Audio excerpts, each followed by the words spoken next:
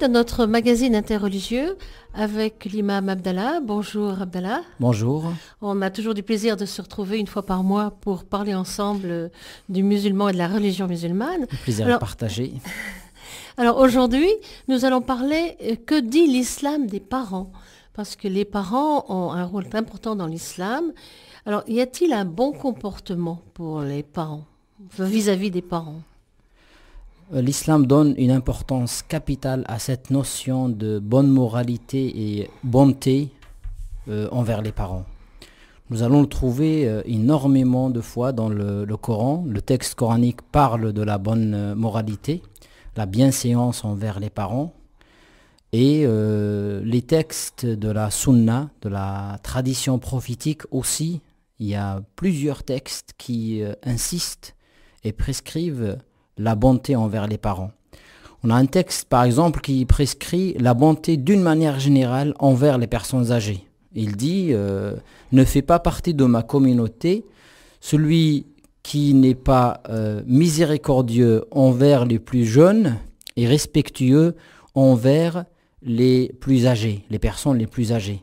Donc on a un devoir un peu double devoir envers les petits, on a un devoir de miséricorde, d'affection, et envers les grands aussi, il y a une affection et un respect qu'on doit avoir. Donc d'une manière générale, les personnes âgées ont une place très très importante. Il ne faut pas les isoler de la société, il faut leur donner un respect, une importance, et profiter de leur expérience. Moi, ça me désole énormément de voir que la société aujourd'hui s'oriente plutôt vers l'isolement des personnes âgées et on ne profite pas de leur expérience, de la vie qu'ils ont menée et on prive nos enfants de cela. Mais au-delà de l'expérience, au-delà de ce qu'ils peuvent apporter à la société, on a quand même un devoir humain envers ces personnes qui ont pris charge de nous quand on était petits.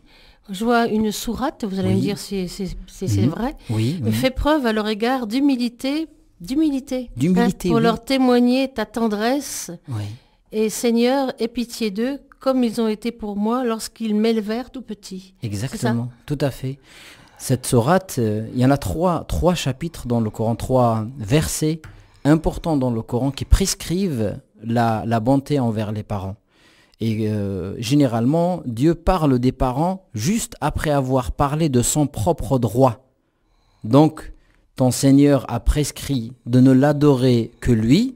Donc, le premier droit, c'est le droit de Dieu. Et d'exprimer la bonté envers les parents. Donc, le deuxième devoir du musulman, après l'adoration de Dieu, c'est d'être bon envers ses parents. Alors, je vais faire une petite parenthèse. Peut-être redire ce que c'est qu'une sourate, peut-être. Une sourate, c'est un chapitre du Coran. Une ayah, c'est un verset du Coran. Le Coran contient 114 chapitres et plus de 6200 versets. Donc, on a dit qu'il y a 3 versets, et même plus, on a les 3 versets qui le disent clairement, qui parlent clairement de ce droit des parents. Et il y a un verset qui nous dit « Soyez reconnaissants envers moi », Dieu nous dit « Soyez reconnaissants envers moi, envers le Seigneur, et envers vos parents ». C'est comme si la reconnaissance envers Dieu doit forcément passer par la reconnaissance envers les parents. La reconnaissance, il y a une parole prophétique qui nous dit « Celui qui n'est pas reconnaissant envers les gens n'est pas reconnaissant envers Dieu ». Ici, il y a un être humain envers qui on doit être reconnaissant par excellence, c'est bien envers nos parents. Et est-ce qu'on doit avoir aussi une reconnaissance vis-à-vis des parents qui ne sont pas musulmans? Ah, tout à fait. Même les parents sont les parents, quelle que soit leur religion, quelles que soient leurs idées, quelles que soient les parents ont une importance parce qu'il y a ce lien fort, ce lien sacré de la parenté. Et les parents doivent être respectés dans tous les cas. Maintenant, juste quand les parents demandent à leurs enfants de désobéir à Dieu, dans ce cas-là, on n'obéit pas aux parents pour désobéir à Dieu. Mais dans l'autre cas, il y a un devoir d'obéissance, de bonté, de bien traiter, d'être bienveillant même d'humilité. Le Coran emploie ce terme, ce mot humilité. C'est-à-dire que généralement, quand le Coran nous parle, c'est un peu d'avoir la fierté, d'avoir cette... Mais envers les parents, on doit avoir une attitude d'humilité. Et ne leur dis pas fille. Il y a un verset qui nous dit, ne leur dis pas fille. C'est-à-dire que même s'ils t'agacent, même s'ils sont parfois lourds, même si quand on avance dans l'âge, peut-être parfois on est plus exigeant, on devient un peu plus exigeant dans la vie. Et même dans ce cas-là, il dit, comme ils t'ont élevé tout petit, rappelle-toi de ces moments quand tu étais faible, eux maintenant deviennent faibles. Tu dois montrer, est-ce que eux, ils prenaient bien soin de toi quand tu es faible la place de la maman, elle est beaucoup plus importante que la place du père. Dans la religion musulmane, un homme est venu voir le prophète un jour pour lui dire « Quelle est la personne qui mérite mon attention et mon bon comportement, ma bonté, le plus ?» Et le prophète lui dit « Ta maman ». L'homme pose la question une deuxième fois. Et ensuite, il dit « Ta maman ». Et ensuite, « Ta maman ». Et ensuite, « Ton papa ». Au quatrième, c'est-à-dire que la maman a 3 fois plus de droits que le père. Même si les 2 parents ont une place importante, mais la maman, vu sa souffrance, vu le moment de la naissance, le moment difficile de la naissance, elle l'a porté 9 mois, elle l'a allaité, elle a pris soin de lui, cette affection qu'elle lui a donnée, elle l'a éduqué. Et donc son rôle est très très important. Et la bonté envers la mère est 3 fois plus importante que la bonté envers le père. Même si la bonté d'une manière générale doit être observée envers les 2 parents et les personnes âgées d'une manière générale. Donc il y a des devoirs à l'égard des parents. L'islam inscrit donc plusieurs devoirs. D'abord, le premier devoir, c'est le devoir de subvenir à leurs besoins matériels. Comme les parents nous ont pris en charge quand nous étions petits, ils ont tout fait pour que nous manquions de rien. Donc c'est un devoir, un homme ou une femme, en tout cas, ne doit pas vivre riche alors que ses parents vivent dans la pauvreté. C'est inconcevable. C'est inconcevable dans la religion d'une manière générale et moralement qu'un homme vit dans la richesse et que ses parents de l'autre côté sont pauvres ou ils n'ont pas de quoi boucler la fin du mois. On doit vivre au moins au même niveau de vie que nos parents. Et est-ce que les parents restent davantage dans le milieu familial ou ils vont aussi en maison de retraite ? Justement, ça c'est le point le plus important. Avant même de parler de traitement ou de devoir financier, il y a un devoir qui est un devoir d'obéissance et de bon comportement et de bonne moralité, de bonté envers les parents. Et le minimum de ce devoir, c'est de garder ses parents chez soi, de les avoir à côté, de leur permettre de vivre avec leurs petits-enfants. D'accord ? Même s'ils sont autonomes, même s'ils peuvent vivre. Mais si on a cette possibilité, c'est vrai que la vie évolue, le monde évolue, mais il y a des valeurs, il y a des principes qui ne doivent pas changer avec le temps. La bonté envers les parents, c'est quelque chose de primordial dans notre conception et normalement dans la conception humaine d'une manière générale. Celui qui t'a fait le bien toute sa vie, qui a veillé pour que tu sois heureux, comment ? Au moment le plus difficile, quand il devient faible, on l'abandonne et on le laisse.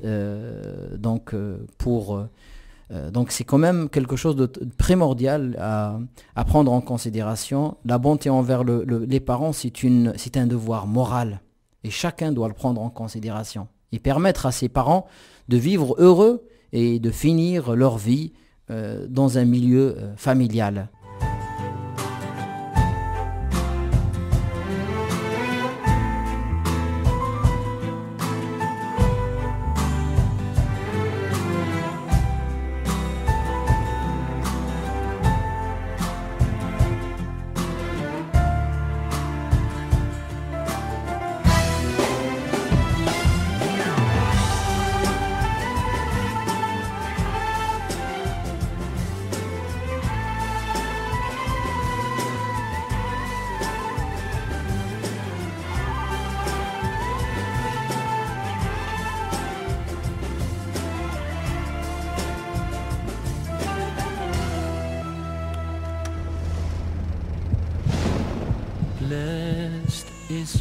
your face, blessed is your name, my beloved.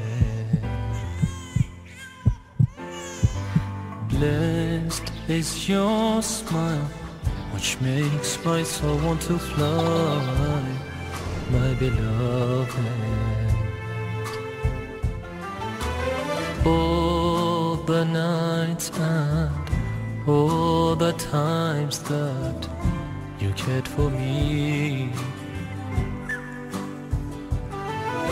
but I never realized it, and now it's too late.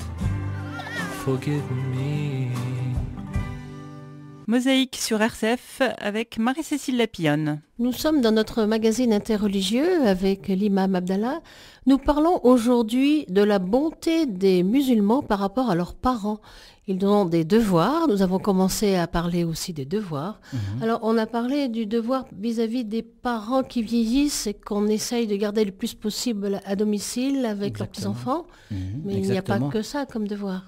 Donc on a parlé aussi du devoir financier, c'est de pouvoir subvenir à leurs besoins. S'ils sont dans le besoin, normalement, il est de notre devoir, même s'il faut parfois privilégier les parents par rapport à sa femme et ses enfants, même si on a devoir, si on peut contenter tout le monde et si on peut prendre en charge tout le monde, on prend en charge tout le monde. Mais s'il y a un choix à faire, justement, il faut partager sa richesse entre ses parents et ses enfants. Et ses parents sont à privilégier par rapport aux enfants. Oui, tout à fait, oui. Il y a quand même un degré. Et même dans la bienfaisance d'une manière générale, on va dire, c'est pas un choix. Généralement, dans la bienfaisance, on peut être bienfaisant envers tout le monde. C'est l'idéal. Mais dans un cas où il y a un conflit, il faut quand même que les parents soient privilégiés par rapport aux enfants. Il y a quand même une... Alors dans ce devoir, il y a aussi, je peux comprendre qu'il fallait leur demander l'autorisation pour se marier, des choses comme ça. Prendre leur avis. Prendre leur avis, pas l'autorisation. Pas l'autorisation, les consulter. Dans les décisions importantes dans la vie d'une manière générale, il faut que les parents donnent leur accord, d'accord ? Et généralement, quand on se marie avec l'accord de ses parents, quand on voyage avec l'accord de ses parents, quand on choisit une option importante dans sa vie avec l'accord des parents, on dit qu'il y a toujours de la bénédiction de Dieu. La bénédiction de Dieu, elle est là où il y a la bénédiction des parents. La reconnaissance envers Dieu, elle est là où il y a la reconnaissance envers les parents. Et la bénédiction de Dieu, elle est là aussi où il y a la bénédiction des parents. Donc, on doit les consulter, on doit prendre leur avis, ne pas donc faire des choses importantes dans notre vie en négligeant complètement leurs souhaits. Et au moment de la mort, il y a une action particulière Donc, justement, l'obéissance aux parents, même après la mort, la bienfaisance envers les parents, même après la mort des parents, l'islam nous prescrit, par exemple, si nos parents avaient des dettes, de régler leurs dettes à leur place. Et la première dette, c'est la dette envers Dieu, parce que Dieu nous demande de faire le pèlerinage, par exemple, de la Mecque. Mais il est du devoir de musulman, si ses parents meurent sans avoir fait le pèlerinage de la Mecque, et que lui, il a les moyens physiques, matériels, et pour aller faire le pèlerinage, il a le devoir d'aller le faire à leur place aussi. Et d'entretenir des bonnes relations avec sa famille, leurs frères, leurs sœurs, ses oncles, ses tantes, parce que entretenir une bonne relation, généralement, c'est respecter ses parents, faire des invocations, demander à Dieu de leur pardonner, visiter leur tombe, faire des aumônes, offrir aux pauvres en leur nom. On a ce qu'on appelle la sadaqa, l'aumône, et l'aumône, même après la mort des parents, je peux faire une aumône et demander à Dieu en leur nom, et ils recevront, même dans leur tombe, la bénédiction et la bonne action de ces aumônes-là. Alors cette façon de procéder est unique pour chaque musulman doit le faire. Oui. Et est-ce qu'il y a une punition après si on ne le fait pas? Qu'est-ce qui se passe? Donc, bien sûr que l'islam prévoit cette punition, c'est pas un châtiment corporel, c'est pas parce que c'est un devoir moral. La moralité donc doit être respectée. L'islam nous demande de respecter les parents, d'obéir à leurs ordres, d'être bon envers eux. Mais Dieu nous dit dans le Coran que celui qui ne respecte pas ses parents, celui qui adresse des mauvaises paroles, celui qui par exemple insulte ses parents, désobéit systématiquement à leurs ordres, ne fait pas son devoir financier envers eux, les néglige, donc celui-là mérite un châtiment divin dans l'au-delà, d'accord? Et que même dans ce bas monde, il y aura peut-être une punition de la part de Dieu, bien sûr, de ne pas avoir la bénédiction dans sa vie. Je vous raconte une petite histoire. Un homme avec sa femme, il avait gardé son père avec lui, chez lui, donc c'est déjà une bonne chose. Mais son père, quand il a atteint un certain âge, il commence à faire tomber des choses. Il a fait tomber des assiettes, il les a cassées, des verres, il les a cassés. Donc avec sa femme, l'homme décide d'acheter des couverts en plastique pour son père. Il donne les couverts en plastique pour son père. Le père était gêné, mais il n'a pas osé le dire. Et le petit-fils, il était là. Il a observé toute cette scène-là. Et après la mort du père, le petit-fils prend les couverts en plastique et il les cache dans son armoire. Son père lui dit « Mais pourquoi tu les as cachés dans ton armoire ?» Le petit-fils, il dit « Je te les garde, quand tu seras grand, je te les donnerai. » Donc cette punition, on va morale, c'est-à-dire que quand on est mauvais avec ses parents, on aura 90% de chances d'être maltraité par nos enfants. Donc la bonté se transmet. La bonté, c'est un héritage. Quand on est bon, on recevra la bonté. Quand on est mauvais, on recevra certainement une malédiction. Et donc la bonté, c'est quelque chose qu'on doit éduquer, qu'on doit vraiment transmettre à nos enfants.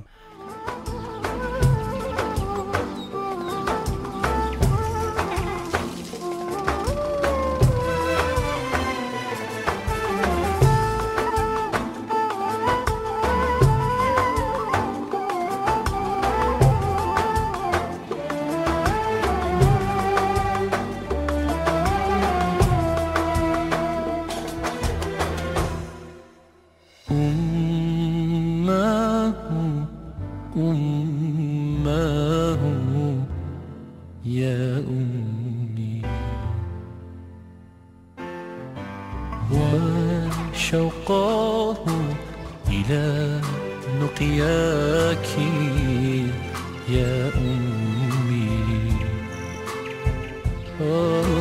أمك أمك أمك أمك قول رسولك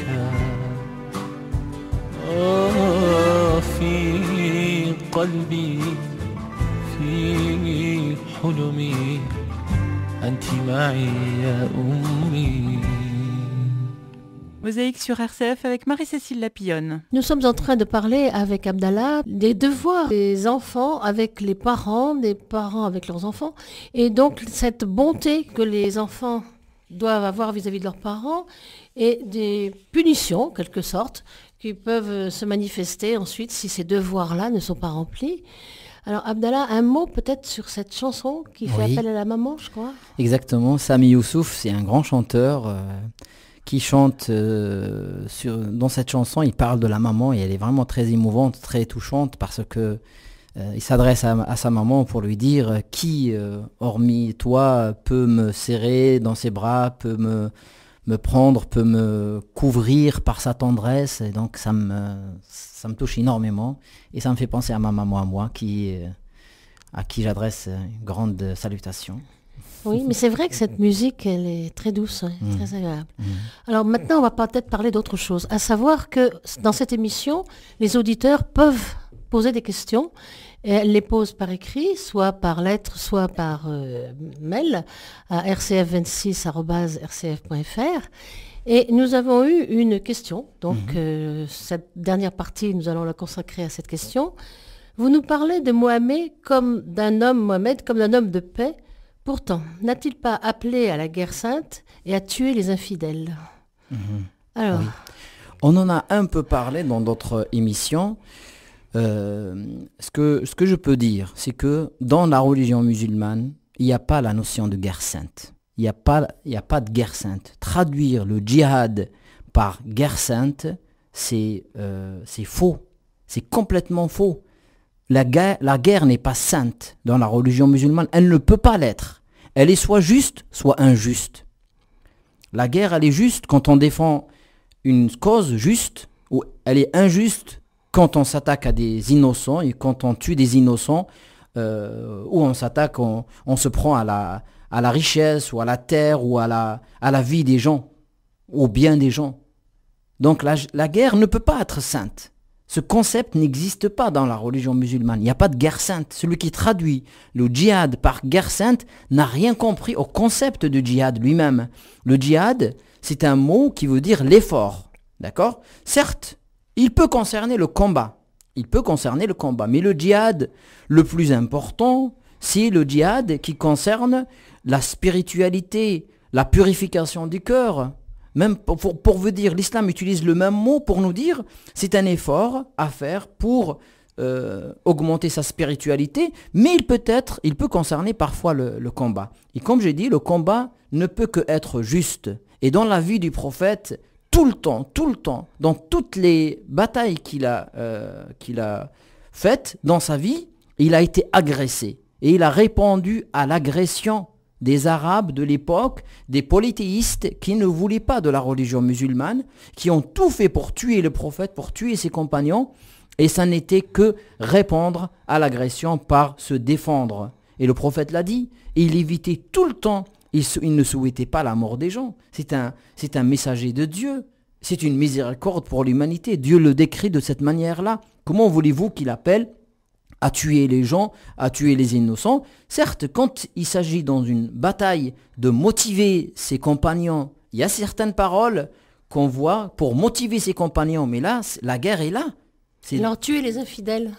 Oui. Le mot infidèle n'existe pas dans la religion musulmane non plus. On ne traite pas les autres par infidèles. D'accord ? Ça aussi, c'est une mauvaise traduction. Les musulmans traduisent parfois certains par infidèles, mais ce mot n'est pas le bon. D'accord ? Nous, pour celui qui n'est pas musulman, on dit soit les non-musulmans, d'accord ? Soit les négateurs, pour ceux qui nient complètement Dieu, soit les gens du livre, pour ceux qui sont chrétiens ou juifs. Donc, les gens ne sont pas tous pareils pour nous. Et le mot infidèle ne convient pas au mot kafir, au mot qui est utilisé dans la langue arabe. Kafir, celui qui nie Dieu, on en appelle le négateur. Donc déjà, en principe, cette notion d'infidèle, tuer les infidèles, ça n'a jamais existé dans la religion musulmane. Le prophète n'a jamais dit ça.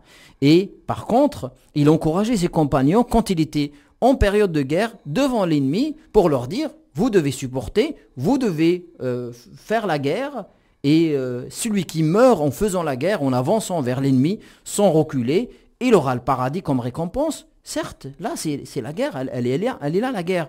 Mais le prophète d'une manière générale, et ça il faut vraiment le comprendre, et ceux qui ne veulent pas le comprendre, bien sûr, ils ne comprendront jamais, mais ceux qui étudient la vie du prophète avec justice, avec neutralité, vont voir que le prophète n'a jamais appelé à la guerre. Il a toujours appelé à la paix.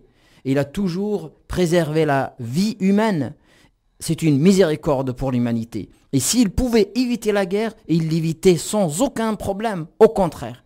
Et vous n'avez qu'à étudier comment il a pris la Mecque, comment la prise de la Mecque, où il est parti avec une armée pour prendre la Mecque.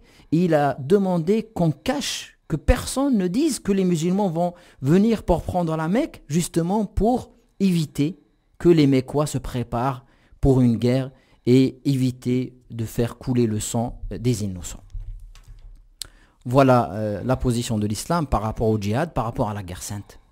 Parce que dans le vocabulaire utilisé, qu'on écoute dans les médias ou ailleurs, on entend souvent ce problème de guerre sainte et de, effectivement, malheureusement, oui. Et de tuer les infidèles. C'est des choses qu'on entend. Qu'on entend et qui sont très très véhiculées, mais qui n'ont rien à voir avec la réalité le concept de djihad dans la religion musulmane. Je ne nie pas qu'il y a des extrémistes qui peuvent comprendre mal, même musulmans qui peuvent comprendre mal les textes, les interpréter à leur manière pour justifier leurs actes qui sont contradictoires avec l'islam. Je ne le nie pas. Mais par contre, voilà la conception correcte de la religion musulmane, des savants musulmans.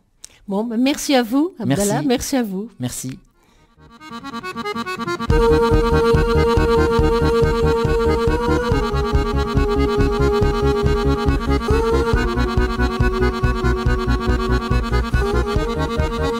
Thank you.